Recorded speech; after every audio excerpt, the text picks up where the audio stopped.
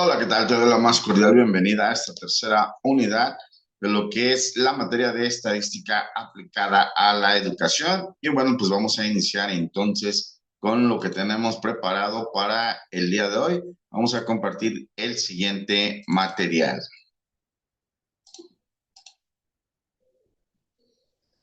Bueno, en esta unidad vamos a hablar de varios temas importantes. Vamos a hablar en primera instancia de lo que nos corresponde a lo que es el proceso de generación y procesamiento de datos por encuestas. Vamos a entonces iniciar recordándote que las encuestas son una herramienta fundamental para poder recolectar datos y obviamente para poder generar información estadística sobre diversos temas, desde la opinión pública hasta el comportamiento del consumidor.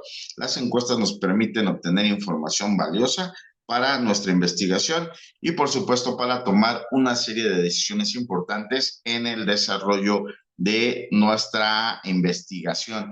Bueno, para realizar un proceso de datos por encuestas requerimos pues una estructura básicamente y partimos del primer punto que es la planificación. ¿De qué se trata este punto? Bueno, básicamente se trata de definir los objetivos. ¿Qué es lo que queremos conocer? ¿Cuáles son nuestras preguntas de investigación?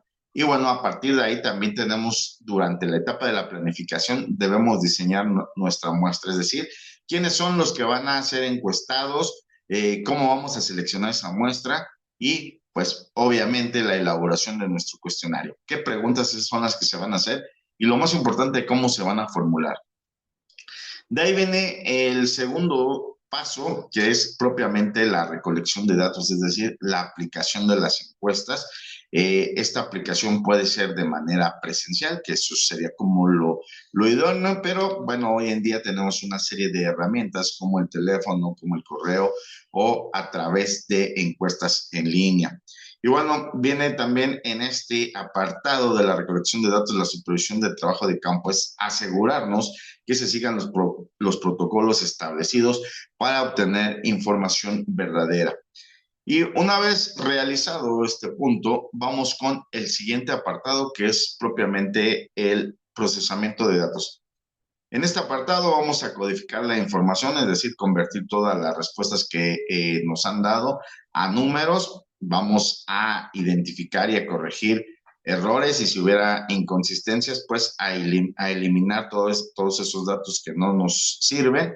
Y aquí también entra lo que sería un análisis, es decir, resumir, describir y analizar todos esos datos. Y bueno, luego viene otro proceso que es propiamente la presentación de los resultados. Esto se puede hacer a través de un informe y también se puede visualizar a través de los diferentes gráficos o tablas que estaremos desarrollando o que ya habremos desarrollado en ese apartado.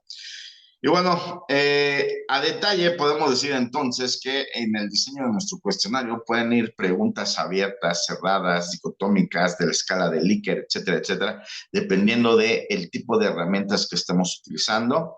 Le vamos a poner un orden a nuestras preguntas, las más generales, se empiezan al inicio, preguntas genéricas, y conforme vamos avanzando en la especificidad del tema, pues obviamente las vamos colocando hacia el final. Muy importante tener claridad y precisión. Las preguntas deben ser fáciles de entender y no deben ser ambiguas. Se debe aplicar un cuestionario a una pequeña muestra por si hubiera pues algún problema que nos esté generando inconsistencias en la información, pues podemos agarrar a una pequeña muestra de la gente que vamos a entrevistar y aplicar el cuestionario para ver los posibles resultados, los posibles errores también. Y bueno, de ahí viene la selección de la muestra. La selección de la muestra puede ser de manera probabilística, donde pues todos los elementos propiamente tienen la probabilidad de ser seleccionados por el sistema aleatorio simple, estratificado por conglomerados, o podemos utilizar un muestreo no probabilístico si es la necesidad, donde la selección de elementos obviamente no es aleatoria y es más bien por conveniencia que generalmente utilizamos ese sistema o el sistema de bola de nieve. Y bueno, de ahí el análisis de datos es utilizar básicamente todo lo que es estadística descriptiva, lo que hemos estado viendo a lo largo de esta materia y que vamos a estar concluyendo en esta cápsula precisamente. Lo que son medidas de tendencia central, que ya lo hemos visto o abordado en la segunda cápsula, donde se ha trabajado lo que es la media, la mediana y la moda, así como las medidas de dispersión que estaremos trabajando hacia el final de esta cápsula. Y bueno, también podemos hacer en este análisis de datos estadístico inferencial y utilizar los diferentes softwares estadísticos tales como SPS de IBM, Stata o R, por mencionar algunos de los diversos programas que son, obviamente, utilizados para las cuestiones estadísticas. Y bueno, algunas cuestiones que hay que recalcar es la validez. La encuesta mide realmente lo que pretende. Eso es lo que nos debemos responder. La confiabilidad, los resultados son consistentes a lo largo del tiempo y en diferentes muestras. La representatividad, aquí nos debemos preguntar si la muestra realmente es representativa de la población. Y los sesgos, si existen algunos factores que puedan influir en los resultados de la encuesta, ¿no? Entonces, todas estas consideraciones las debemos realizar en previo a la aplicación propiamente de dichas encuestas. Bueno, avanzamos entonces. Nuestro siguiente tema es propiamente la elaboración, presentación y publicación de los reportes estadísticos. Una vez que hemos realizado el análisis de datos, el siguiente paso es la elaboración propiamente, la presentación y la publicación de esos resultados. Y este proceso, pues obviamente es muy importante para poder comunicar los hallazgos realizados a el público objetivo, ya puede ser una cuestión académica, una cuestión empresarial o cualquier otra índole. ¿Cómo se realiza este reporte? Bueno, partimos de que primero que nada hay que realizar un resumen ejecutivo, es decir, una síntesis concisa de lo que de lo que pretendemos con ese estudio, la metodología que hemos realizado y pues finalmente presentar ahí los resultados principales, así como las diversas conclusiones que se obtienen de dicha investigación. Eh, Realizamos una introducción que nos presenta el contexto del estudio, la pregunta de investigación y la relevancia. Y la metodología se encarga de describir a detalle cómo se recolecta toda esa información, cómo se analizan los datos y, bueno, obviamente incluye el diseño de cómo se crea la muestra, así como los instrumentos que realizamos para hacer la medición y las técnicas estadísticas que hemos realizado. Dentro de los resultados, pues se presenta de forma clara y concisa todo lo que hemos realizado a través de tablas, gráficos y figuras, y se deben incluir los resultados descriptivos como los inferenciales, si es el caso. Y bueno, además la discusión, donde interpretamos los resultados en relación con la teoría y los estudios previos. Se deben discutir obviamente las limitaciones del estudio que estamos realizando, así como las implicaciones de los hallazgos. Y finalmente, pues dentro de las conclusiones es un resumen de nuestras principales conclusiones del estudio, así como las implicaciones prácticas. Si hubiera necesidad, pues obviamente presentar la referencia bibliográfica donde citamos a todas las fuentes. Y bueno, pues eso es básicamente cómo se realiza la presentación y la publicación de los reportes, ¿verdad? En cuanto a la publicación de los reportes, pues obviamente existen diferentes formas, diferentes medios, a través de las gacetas académicas, a través de revistas científicas, informes técnicos como tal, las presentaciones que se realizan en los diferentes congresos o ponencias, así como hoy en día a través de las publicaciones en línea, es decir, los blogs, los sitios web, las diferentes plataformas que nos ofrecen de manera rápida y accesible compartir los resultados de nuestra investigación, obviamente las redes sociales, y bueno, pues eso sería básicamente la presentación de los reportes estadísticos. Y bueno, pues para ir concluyendo esta cápsula del día de hoy, vamos a ir hablando ya de lo que nos corresponde a lo que son las medidas de dispersión. Las medidas de dispersión las vamos a entender como lo que es el rango, la varianza, la desviación estándar y el coeficiente de variación. Y bueno, estas medidas, al igual que lo anterior, son sencillas en el sentido de que se pueden realizar de manera manual, de manera muy práctica y sencilla. Tenemos nuestra primera medida, que es el rango. El rango no es otra cosa más que el valor máximo que tenemos de nuestra serie de datos menos el valor mínimo. Entonces, Si nuestros valores van, por ejemplo, del 1 al 10, estamos hablando de que son nuestras calificaciones, nuestro valor máximo sería el 10 y nuestro valor mínimo sería el 1. Al 10 le restamos el 1 y entonces nuestro rango será de 9. En ese sentido, es como se estaría obteniendo. Obviamente, durante nuestra investigación, pues nuestro rango de datos puede ser muy amplio, eh, a diferencia del ejemplo que he puesto, o puede ser tan simple como ese ejemplo.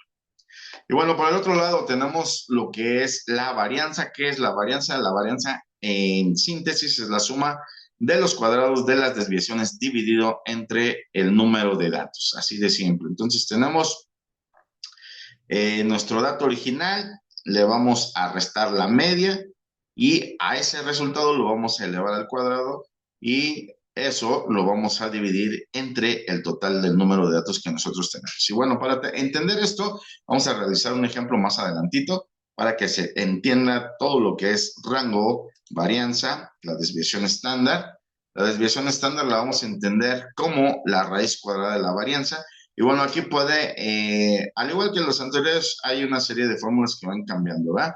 En función de qué cambian, bueno, cambian en función de si es población. Si es población total, pues sería la sumatoria de todas las desviaciones entre el total de la población. Cuando es muestra, aplica lo mismo, la sumatoria de todas las desviaciones de los cuadrados, entre el total de datos menos uno, y eso es lo que variaría únicamente en esta fórmula de lo que es desviación estándar, aplicado a población o aplicado a la muestra. Como lo hemos mencionado al inicio, la población sería el total de datos, donde el estudio hace énfasis en que ese es el total de las personas, y la muestra, pues es cuando estudiamos solamente un apartado de nuestra población.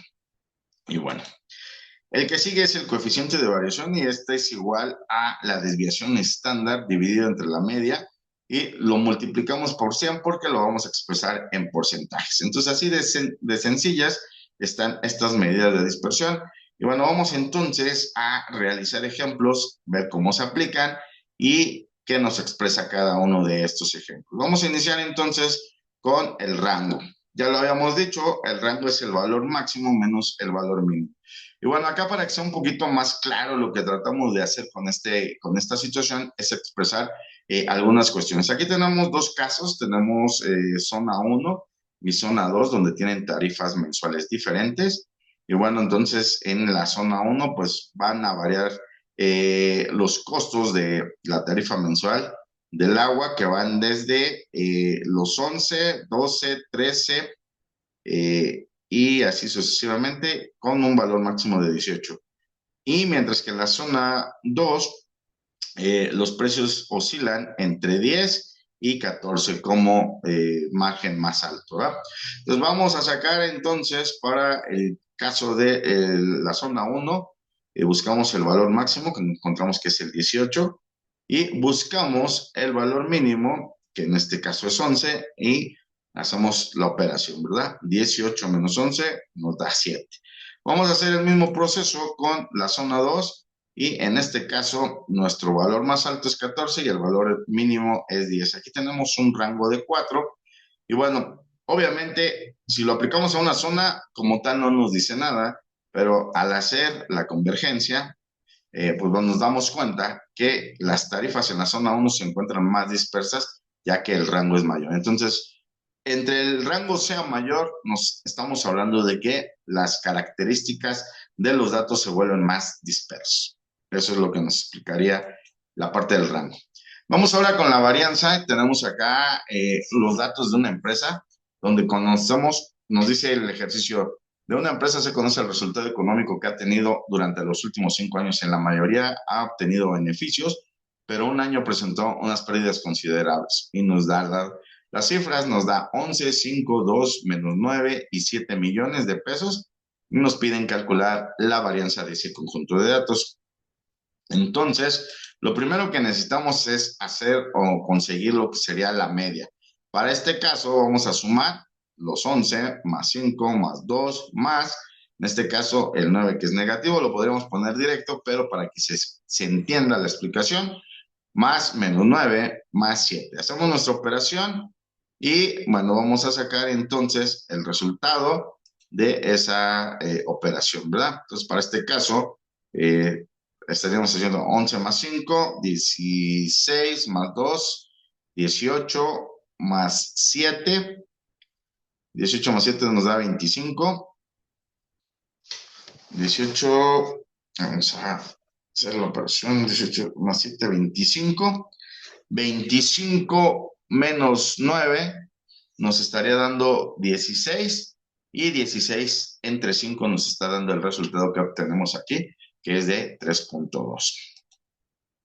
Y bueno, entonces vamos a hacer las operaciones que corresponden. Recordemos que la varianza es la sumatoria de todos los datos menos la media elevados al cuadrado y divididos entre la cantidad total de los números. Entonces tenemos el primer dato que nos dan, que son los 11 millones, y le restamos 3.2. Ese resultado lo vamos a elevar al cuadrado. El siguiente dato es 5 menos 3.2, y así sucesivamente para cada uno de los datos.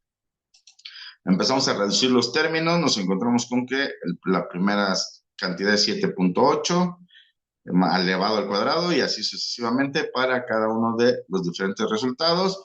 Hacemos la reducción de términos, hacemos las operaciones y llegamos a que es 228.8 entre 5. Esto nos da 45.76 millones de pesos, y esta cantidad la elevamos al cuadrado, la dejamos elevada al cuadrado. ¿Por qué? Porque cuando realizamos la siguiente operación, que es la desviación estándar, hay que sacarle raíz a esto, y bueno, ya lo estaríamos expresando en cantidades lineales. Y bueno, para el ejemplo que sigue, pues es propiamente la desviación estándar. La desviación estándar no es otra cosa que la raíz cuadrada de la varianza. Y bueno, entonces teníamos en el resultado anterior que nuestra varianza era de 45.76 millones elevados al cuadrado. Sacamos la raíz cuadrada y entonces nuestra varianza en este caso, perdón, nuestra desviación estándar en este caso, sería de 6.76 millones de pesos. Y bueno, finalmente cerramos con la parte del coeficiente de variación. Tenemos nuestra desviación estándar, en este caso siguiendo el mismo ejercicio, 6.76 millones, y nuestra media es 3.2. Hacemos la operación, en este caso sería nuestra desviación entre nuestra media, y lo vamos a multiplicar por 100, y bueno, tenemos el 6.76 sobre 3.2, nos da 2.11, y nuestro coeficiente de variación en este caso sería de 211%. Obviamente esto nuevamente requerimos hacer un comparativo con otra empresa para saber qué estamos comparando, ¿no? El crecimiento, las diferentes variaciones, etcétera, etcétera. Pero bueno, eso es básicamente el proceso de cómo se obtiene nuestro coeficiente de variación. Y bueno, pues hasta aquí estaríamos concluyendo prácticamente lo que es el día de hoy, nuestra tercera unidad. Nos estamos viendo por ahí con nuestra cuarta cápsula. Hasta pronto, que tengan muy, muy, pues muy buen fin de semana. Hasta luego.